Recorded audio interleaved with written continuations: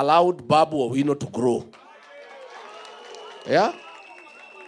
If I was Raila Odinga, I am not.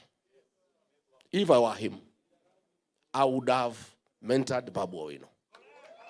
Today, that party would be very strong. And he would negotiate with Ruto or with Rigiji as an equal. Saa hii wanapanga hapo na Ruto.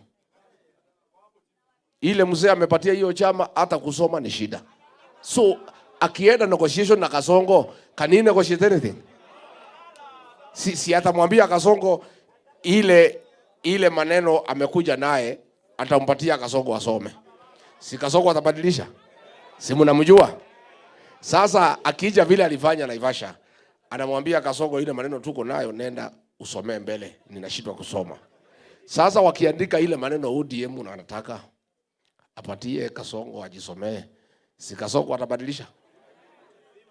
Let us be genuine and honest in genuine mentorship of young people.